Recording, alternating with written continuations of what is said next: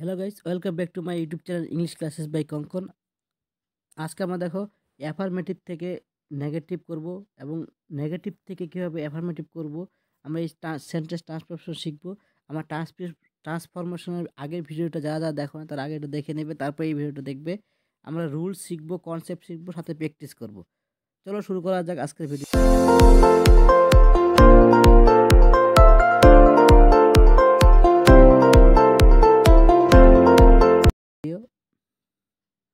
দেখো affirmative sentence কাকে বলে? যে সেন্টেন্সের মধ্যে না বাচক কোনো কথা থাকবে না।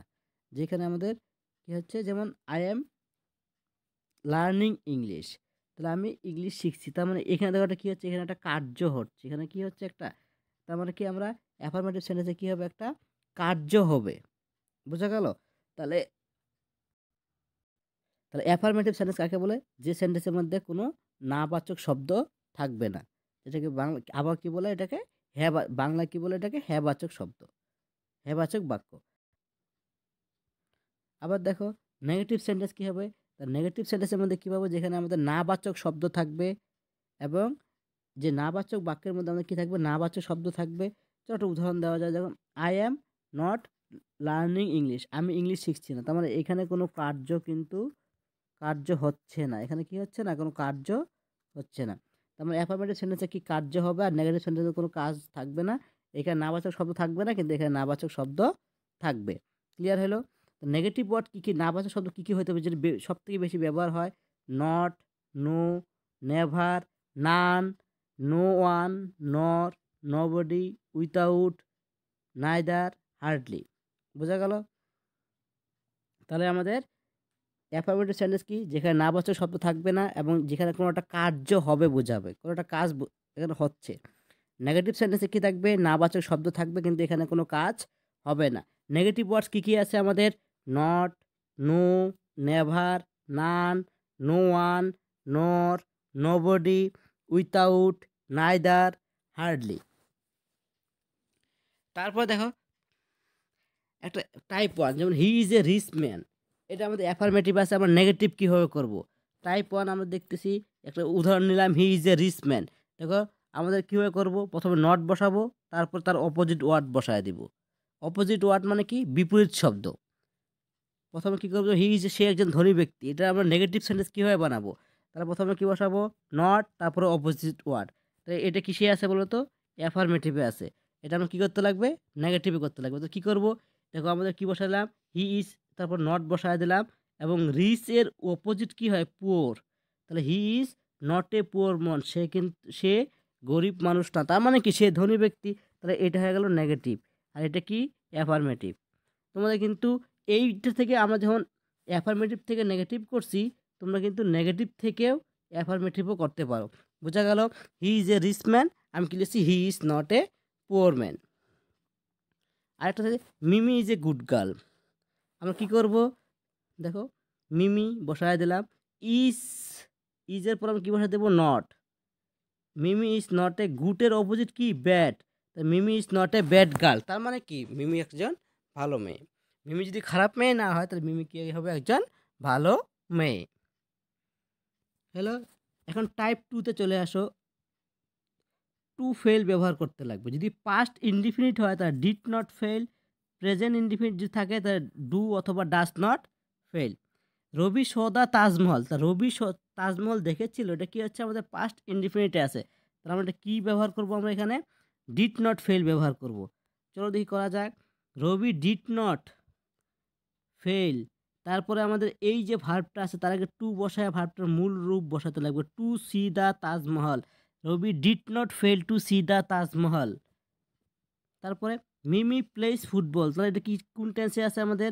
Present indefinite. প্রেজেন্ট ইনডিফিনিট কি বসাবো? হতে হবে ডু অথবা ডাস। তাহলে মিমি কি আছে? থার্ড পার্সন সিঙ্গুলার নাম্বার, তার মানে এখানে কি হবে আমাদের? Does not. তাহলে এটা করি চলো। মিমি ডাস নট ফেল টু, আমাদের ফেলের পরে যে প্লের আগে কী বসাতে? টু, এবং এখানে কিন্তু ভার্বের অ্যাস বসবে না। Does not fail to play football. Hello, are to the consult the doctor, তো এখানে কিন্তু আমাদের সাবজেক্ট নেই, তাহলে এটা কীভাবে করবো আমরা? তাহলে do not fail to consult the doctor. আর একটা যদি আমাদের কি আছে ফিউচার ইনডিফিনিট, তখন কি করব আমরা, Mukesh will not fail two, এই যে মূল ভাব আগে টু বসাইতে লাগবে, টু প্লে ক্রিকেট। তাহলে Mukesh will not fail to play, future indefinite থাকলে কী করবো, দেখো এই যে জিনিসগুলো রয়েছে এইগুলো কিন্তু আমাদের, আমি যখন অ্যাফার্মেটিভ থেকে নেগেটিভ করতেছি তোমরা কিন্তু নেগেটিভ থেকে অ্যাফার্মেটিভ করতে পারবে। বোঝা গেল?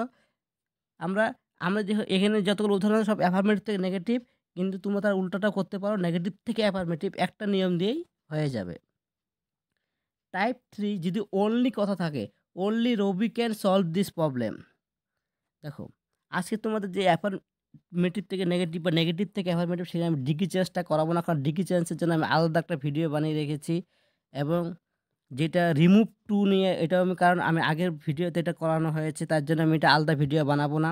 তার অনলি রবি ক্যান আলাদা ভিডিও বানানো রয়েছে, তার জন্য এই ভিডিওতে আজকে আমি ওই জিনিসগুলো বোঝাবো না। তাহলে only Rabi can solve this problem, তাহলে কীভাবে করতে পারবো, দেখো অনলি বা অ্যালন যদি কথা থাকে সেটাকে নান বাট দিয়ে নান বাটে পরিণত হবে।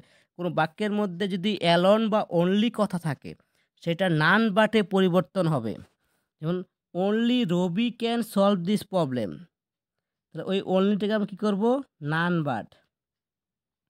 যদি কোনো বাক্যের মধ্যে অনলি বা নান বাট থাকে, অনলি থাকলে কি হবে, নান বাটে পরিবর্তিত হবে, আর বাক্যে কোনো চেঞ্জ হবে না। Only Rabi can solve this problem, তাহলে কী হবে, none but Rabi can solve this problem. Rani alone got good marks, এই অ্যালন বা লোনলি কথাটা, অ্যালন বা অনলি কথাটা কিন্তু বাক্যের প্রথমে থাকতে পারে, বাক্যের মাঝখানে থাকতে পারে। যেমন রানী অ্যালন গট গুড মার্কস, আমরা এটা কীভাবে করবো, দেখো অ্যালন যদি মাঝখানে থাকুক বা প্রথমেই থাকুক, আমরা কিন্তু নান বাটটা বাক্যের ফার্স্ট প্রথমেই বসাবো, none but Rani goat good marks. Clear হলো?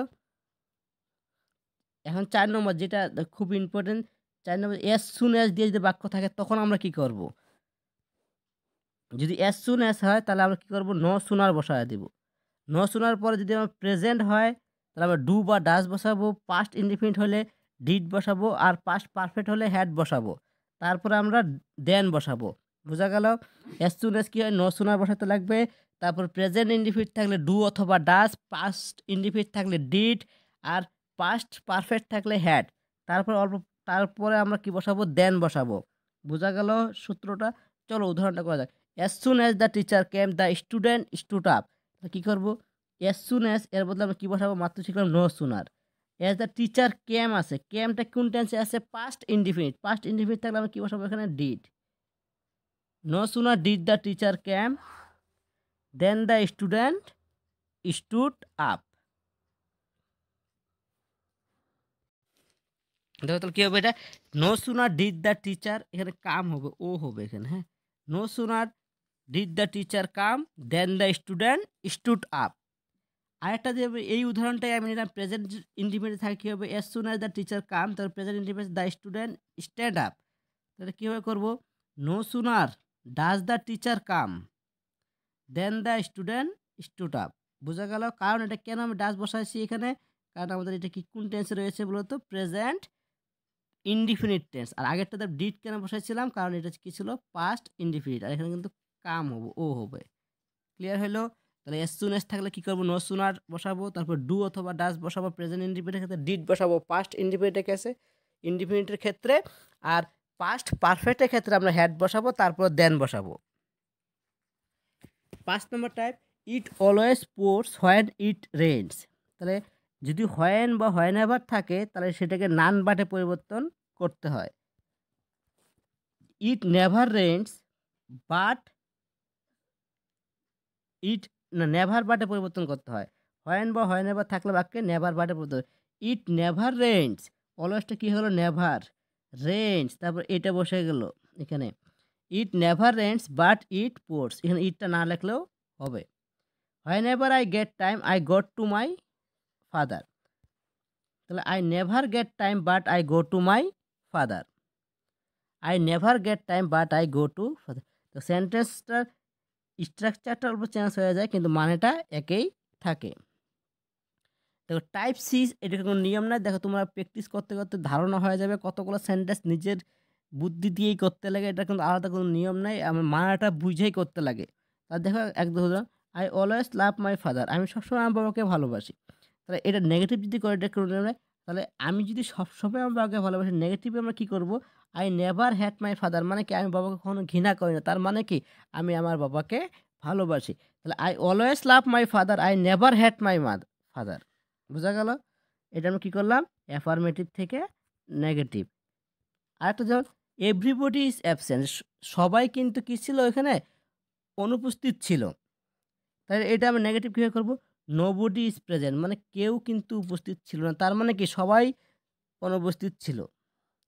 কিপ সাইলেন্স, তাহলে সবাই চুপচাপ থাকো, তাহলে এটা কী হবে, don't make a noise, don't make a noise কোনো ধরনের আওয়াজ করবে না। Hello, thank you. যদি এই ভিডিওতে যে ডিগ্রি চেঞ্জ এবং রিমুভ টু আলাদা আলাদা ভিডিও বানানো রয়েছে, ওই ভিডিওগুলো দেখলে ক্লিয়ার হয়ে যাবে। Thank you.